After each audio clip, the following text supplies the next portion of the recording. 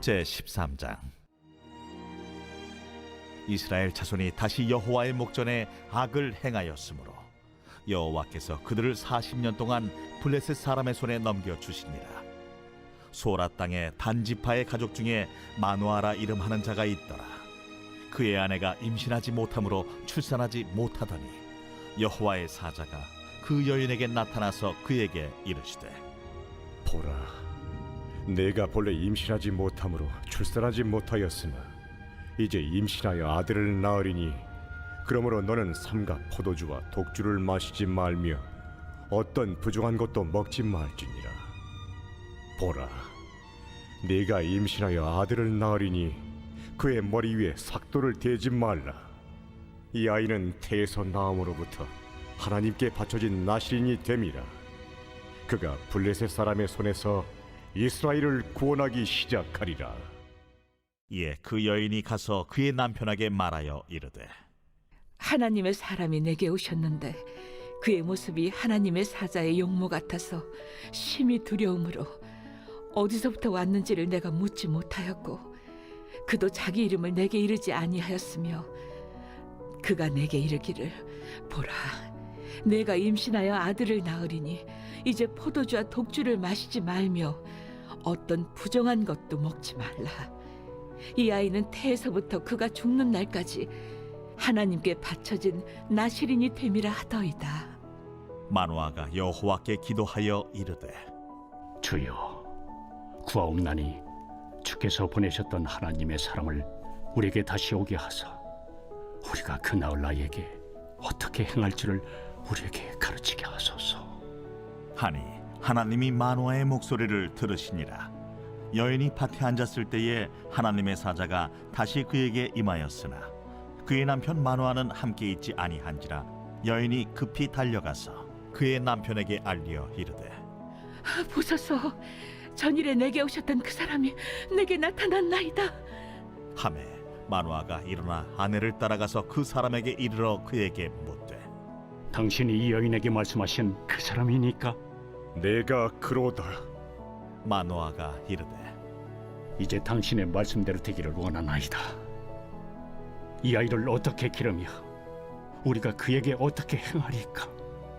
여호와의 사자가 마누아에게 이르되, 내가 여인에게 말한 것들을 그가 다 삼가서 포도나무의 소선을 먹지 말며 포도주와 독주를 마시지 말며 어떤 부정한 것도 먹지 말고 내가 그에게 명령한 것은 다 지킬 것이니라. 사랑하는 한옥교회 청년 여러분들, 오늘 9월 2일 목요일 시냇가의 심은 나무입니다. 함께 묵상할 본문 말씀 사사기 13장 우리 1절부터 14절까지 말씀인데요. 말씀으로 함께 성경 묵상 나누도록 하겠습니다. 여러분들, 오늘 본문부터는요, 사사시대의 마지막 사사였던 우리가 잘 알고 있는 삼손의 내용을 다루고 있습니다. 특별히 오늘 그의 탄생에 관한 본문을 다루고 있는데요. 그 탄생의 시대가 어떠했는지를 먼저 우리 가운데 알려주고 있고, 그러한 시대에 태어나는 삼손의 탄생의 기사, 그 시대를 구원할 사서로 등장하는 삼손의 모습이 어떠해야 하는지를 우리 가운데 알려주면서 중요한 메시지를 우리 가운데 던져주고 있습니다. 먼저 우리가 살펴볼 것은 삼손이 태어날 그 당시의 시대적인 모습입니다. 우리 1절 말씀을 보면 이렇게 이야기를 하죠. 이스라엘 자손이 다시 여호와의 목전에 악을 행하였으므로 여호와께서 그들을 40년 동안 블레셋 사람의 손에 넘겨주시니라. 여러분, 이게 너무나도 반복적인 말씀이죠. 이스라엘 자손이 다시 여호와의 목전에서 악을 행하였다. 사사시대 가운데 계속적으로 반복해서 등장하는 구절입니다. 이젠 특별히 새롭지도 않습니다. 그런데 사사를 통해서 그들이, 이스라엘 백성들이 하나님의 큰 구원을 보았음에도 불구하고 여전히 살아계신 하나님을 따르지 않는 것이죠. 하나님 앞에서 악을 저지르고 죄를 범합니다. 하나님의 자비와 은혜를 경험했음에도 불구하고 하나님을 섬기는 것이 아니라 우상을 숭배하고 세상을 더 사랑합니다. 끝없는 영적인 타락이 그들 안에서 나타나고 있고, 그 어디에서도 그 누구도 하나님의 사람을 찾아볼 수 없습니다. 하나님 앞에서 바르게 살아가는 사람이 없었고 세상과 다를 바 없는 이스라엘 백성들입니다. 하나님의 택한 자녀들이라고 하는 사람들이에요. 이 시대로 얘기하면 교회일 수도 있는 것이죠. 믿는 그리스도인들 안에서도 하나님의 사람을 찾아볼 수가 없는 거예요. 여전히 세상과 다를 바 없는 더 타락한 모습으로 살아가는 모습이 이스라엘이었다라는 사실입니다. 여러분들 사사시대에는 등장하는 패턴이 있습니다. 악순환의 패턴이라고 얘기하는데 이러한 패턴이 있죠. 첫 번째로는요. 1절의 말씀처럼 여호와 앞에서 이스라엘 백성들이 죄를 범합니다. 두 번째로는 그렇게 죄를 범하는 이스라엘 백성들을 향하여 하나님의 진노와 심판이 이루어지죠. 이방의 민족들을 사용해서 이스라엘을 압제하고 또 이스라엘을 그들의 손에 넘기우는 겁니다. 세 번째로는요. 이방 민족의 압제를 통해 고통이 너무 심해지니까 고통당하는 이스라엘 백성들이 이러한 고통으로부터 우리를 구원해 주십시오. 하나님 앞에 부르짖기 시작하고 구원을 요청합니다. 네 번째 마지막으로 하나님께서는요. 이스라엘 백성들의 이러한 부르짖음을 들으시고 이스라엘을 구원할 자로 사사를 세우시며 이스라엘을 구원해 주시는 거예요. 그런데 여러분들 오늘 본문 말씀을 쭉 보면 이스라엘이 여호와 앞에서 목전에서 악을 행합니다. 그들을 하나님께서 심판하셔서 블레셋 손에 넘깁니다. 그런데 중간에 보니까 세 번째 이스라엘 백성들이 여호와 하나님 앞에서 부르짖었더라 라는 이 과정이 삭제되어져 있어요. 없어요. 그 다음으로 바로 넘어가서 하나님이 삼손을 사사로 선택하는 장면들이 나오는 것이죠. 무슨 말일까요? 여러분들 40년 넘도록 고통 가운데 있었음에도 불구하고 하나님을 찾지 않습니다. 부르짖어 구원을 요청하지 않습니다. 왜 요청하지 않은 것일까요? 여러분들 이러한 이방의 민족의 압제, 여호와 목전에서 악을 행하며 악을 행한 죄의 열매를 먹는 삶, 이런 삶이 이스라엘 백성들이 익숙해져 버린 거예요. 그리고 굳이 이러한 삶이 익숙해졌고 자연스럽고 당연한 삶으로 받아들이기 시작하면서 굳이 이러한 삶을 바꿀 필요성을 느끼지 않는 것이죠. 하나님을 찾지도 않습니다. 그냥 그렇게 그렇구나, 그냥 그렇게 된 거구나 라고 여기면서 그냥 그렇게 살아가는 것이죠.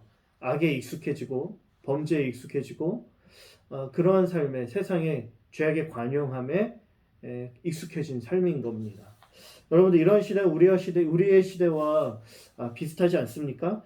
여호와 하나님 앞에서 악을 행하면서 악을 행하는 삶이 자연스럽고 익숙한 삶이 된 것이죠. 죄의 열매를 먹지만 아무렇지도 않은 거예요. 하나님을 찾지 않는 거예요. 악의 수렁에 더 깊이 빠져드는 삶이 됩니다. 특히 그리스도인들 세상 속에서 거룩함을 잃어버리고 있음에도 불구하고 죄 가운데 오염되어지고 죄와 타협하여서 타락한 삶이 연속적으로 내 삶 가운데 펼쳐지고 있음에도 불구하고 괜찮은 거예요. 아무렇지도 않은 거예요. 죄가 있어도 거리끼지 않는 것이죠. 여러분들 당연한 삶이 되어버린 겁니다. 죄악으로 세상은 점점 어그러지고 악해지지만 그것이 우리의 삶을 잠식해버리게 되는 것. 하나님을 찾지도 않고 하나님으로부터 멀리 떨어진 삶입니다.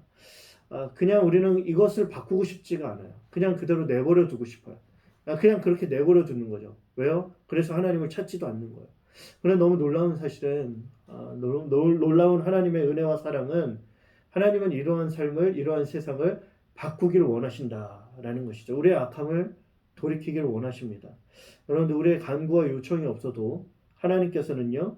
죄악의 수렁과 고통의 수렁에서 우리를 건지시길 원하셔서 그렇게 이스라엘을 구원할 사사로 한 사람을 선택하고 그 사람이 바로 태어나게 될 삼손인 것이에요. 여러분 우리는 태어날 삼손을 향한 오늘의 기사를 통해 우리의 모습을 좀 살펴볼 필요가 있습니다. 여러분 오늘 말씀에 보면 삼손의 부모는 임신하지 못합니다. 임신하지 못했던 그 어머니의 고통이 마치 이스라엘의 영적인 상태를 이렇게 상징하는 듯해 보이는 것이죠.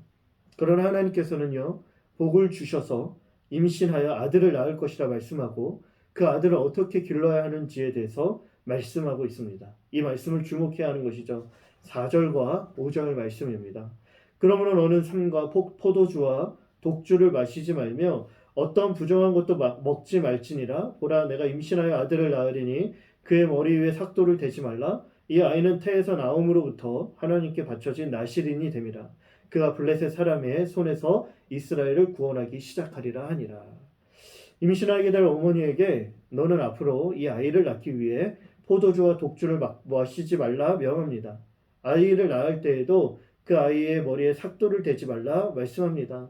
마지막 14절 가운데 보면 어떠한 부정한 것도 먹지 말고 명령한 것은 다 지켜 이 아이를 기르라 라고 이야기를 해요. 왜냐하면 이 아이는 태에서 나옴으로부터 하나님께 바쳐진 나실인이 되기 때문입니다. 여러분들, 나실인은 무엇입니까? 구별된 자, 헌신된 자라는 뜻입니다. 민수기 6장에 나실인의 규정에 대해 자세하게 나와 있어요.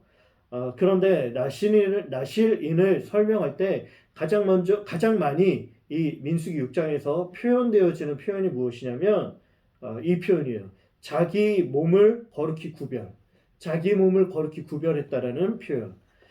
다시 말해 자기 몸을 더럽히지 않고 구별하여 하나님께 드리는 것이죠. 마치 제물을 하나님 앞에 드릴 때 흠없고 티 없는 제물을 드린 것 같습니다. 하나님은 삼손을 택하시면서 나실인 곧 구별된 자로 하나님께 드리라 말씀합니다. 이 아이가 지금 너희를 압제하고 있는 블레셋에서 이스라엘을 구원해 줄 거야 라고 말씀해 주는 것이죠. 하나님의 구원을 베풀 사사로 나실인을 말씀하셨다라는 것에 우리는 주목해야 합니다. 구별된 사람, 거룩한 사람이 나실인이죠. 다시 말해 여호와 하나님 앞에서 악을 행하는 시대에 악을 행하고도 죄의 열매를 먹으면서도 이방의 압제를 받으면서도 죄를 깨닫지 못하고 돌이키지 않는 이들의 시대를 새롭게 하고 구원해주고 이 시대를 회복시켜줄 그 한 사람이 누구냐? 하나님은 거룩한 자를 사용하시고 거룩한 나실인을 세우신다라는 겁니다. 나실인을 사사로 세웠다라는 것, 이것은요 여러분들 중요한 메시지입니다.